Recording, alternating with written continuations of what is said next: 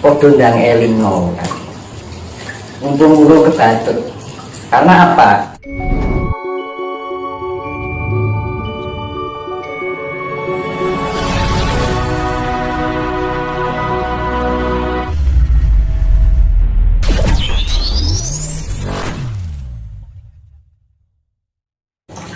Hidup kita sendiri, mengangkanya agak. Sebenarnya hidup kita itu sendiri, cuma temannya banyak. Ya kan? Misalkan ini, kita hidup satu rumah, ya kan? Punya nasib berbeda-beda. Ya. Apa enak wong? Ayo untuk rezeki bareng-bareng kan gak mungkin.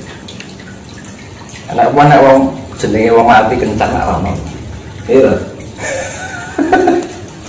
Pasti kan sendiri-sendiri. Ya kan. Menungso winan iki kudu wae iso ana ing ngastani Gusti. Ya. Jadi kita juga diberikan hak untuk berusaha. Lalu siapa yang berusaha? Jangan dalam arti berserah berpasrah itu dalam arti kita tidak melakukan apa-apa, kita juga melakukan apa-apa dalam arti apapun yang akan terjadi kita serahkan pada Sang Maha Pencipta, ya kan? Bahwa tujuannya apa hidup ini sebenarnya? Itu pengabdian kepada Tuhan, ya pada Sang Maha Pencipta. Kan gitu tujuan yang sebenarnya secara hakiki, ya kan? Kalau masalah sebenarnya masalah kehidupan itu kan apa ya, dibilang sampingan atau apa ya, jadi patut-patut untuk bertahan hidup sebenarnya kayak kita makan, ya, bekerja itu hanya untuk sampingan hidup, jadi sampingan dari kehidupan ini biar kita bisa bertahan hidup kan ya. Tapi yang terjadi angkara murka, hasrat dan keinginan nafsu dunia, rasa lelah. Sekarang yang menjadi faktor utama kehancuran dunia apa? Karsa. Seharusnya karsa itu digunakan untuk mencukupi kehidupan kita, biar kita tidak kelaparan, butuh makan, karena kita punya raga, ya kan? Kalau di kehidupan, makanya raga itu sifatnya tidak abadi, sifatnya yang materi itu kan tidak abadi. Kalau yang non materi sifatnya abadi. Yang non materi nggak usah makan aja nggak lapar, ya kan? Kita butuh energi, karena terbentuk dari 4 unsur alam.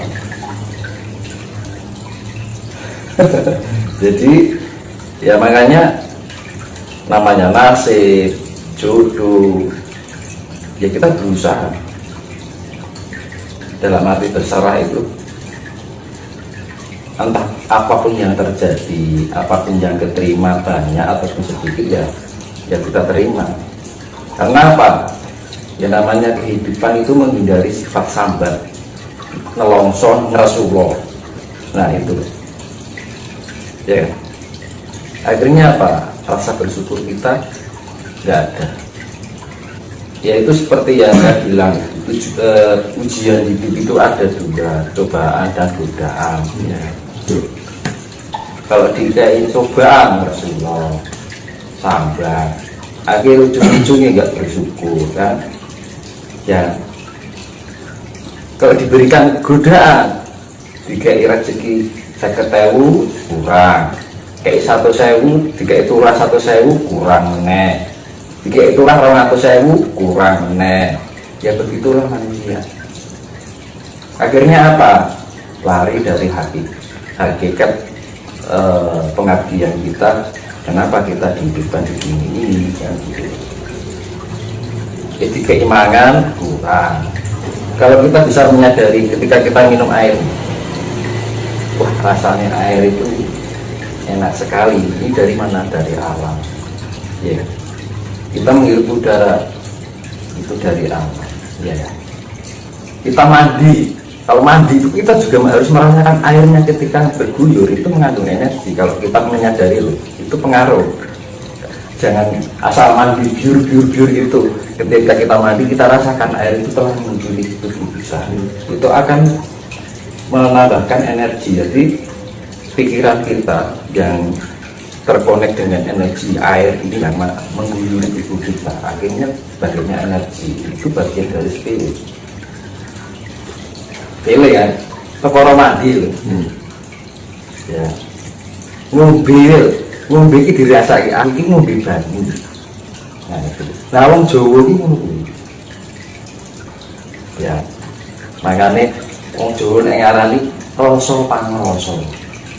Aku ngrasake kopi. Rasane kopi nek ora dirasake nikmat, nikmat. Iki padha banyu. Nah, kadang-kadang manusia itu sudah diberikan air, diberikan makan, daya tubuh, diberikan udara, itu pun masih kurang. Coba nih sama sang pencipta itu dari 4 unsur itu dihilangi satu aja, kira-kira kita bisa hidup nggak? Ya. Lalu kan alam itu alam itu umpama bisa berbicara, ibaratnya ini aku menyampaikan bahasa alam, podo ndang sadar,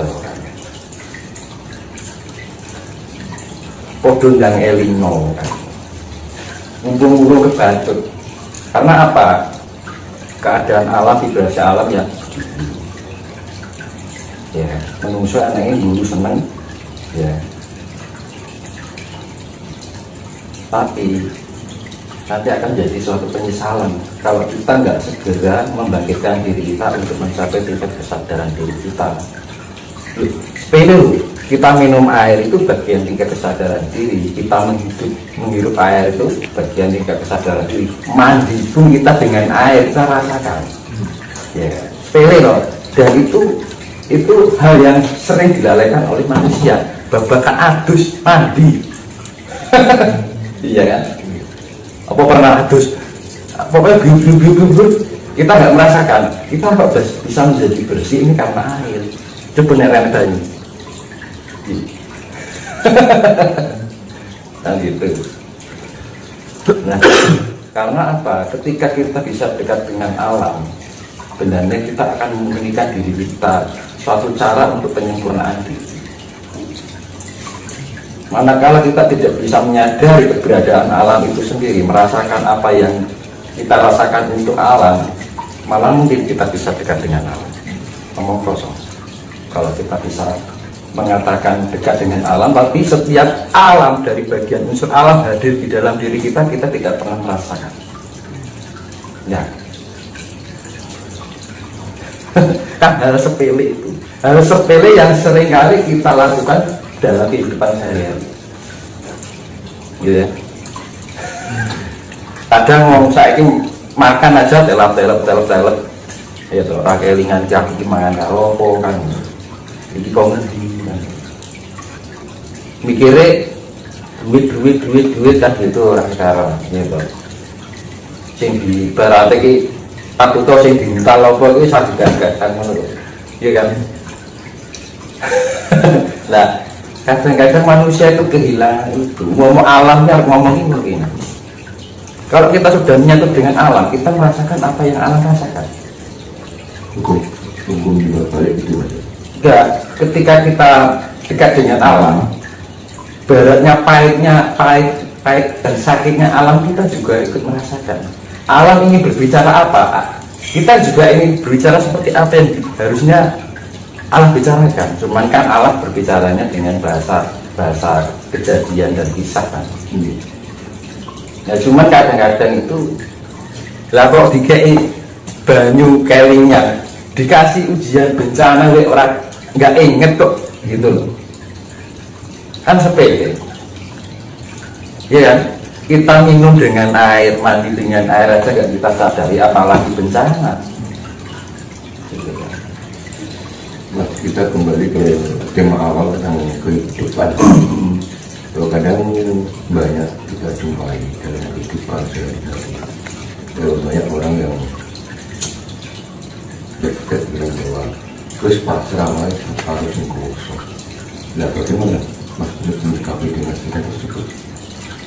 Hidup ini berproses, ya. Ibaratnya gini, main proses dan produce proses kan gitu loh.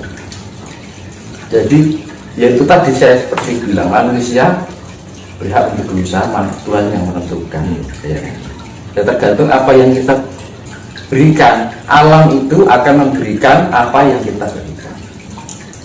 Saya ulangi lagi ya, alam akan memberikan apa yang telah kita berikan pada. Berarti AWD yang kita berikan apa? Kasih sayang. Lalu ini kasih semuanya dong, ya kan? Kita menyadari keberadaan alam ketika kita mandi. Karena apa? Punya rasa kasih dengan air. Karena air itu pun juga mengasihi kita. Keluar dari perut bumi melalui sumber air, ya kan? Diulangi banyak adu-adu tekan bisa lemah, gampang kan kono. Ya, kita tinggal menancapkan zaman sekarang kita tinggal menancapkan tabung aja sudah keluar air. Tuhan itu agak maha murah kan. Kurang ngopo. Ning yang diberi itu tidak enak. Apa kelingan kita bikin sumur nih. Ya. Apakah pernah kita mengagungkan kuasa Tuhan? Itu luar biasa. Ya. Kuwi wae lali kan. Menungso iki gunung lali liputan apes. Ya kan. Kalau nggak lupa, luput, kalau nggak ya apes, itu menungso. Makanya fungsinya kita mengingatkan tingkat kesadaran diri kita, biar kita mawas diri. Ya, fungsinya mawas diri kan gitu. Mawas diri itu ibaratnya itu kita merasakan atau merumangsani muncul keberadaan alam itu sendiri. Jadi kan manusia sekarang itu inginnya instan, nggak mau berproses. Nah, karena apa? Berprosesnya hanya dilarikan atau diarahkan pada hal yang sifatnya keduniawian. Ya. Tapi untuk hal yang sifatnya pada ketuhanan, kayaknya itu sesuatu hal yang aneh buat orang sekarang untuk mengenal Tuhan. Kan lucu kan? Sama aja kan kita sudah melupakan asal usul kita.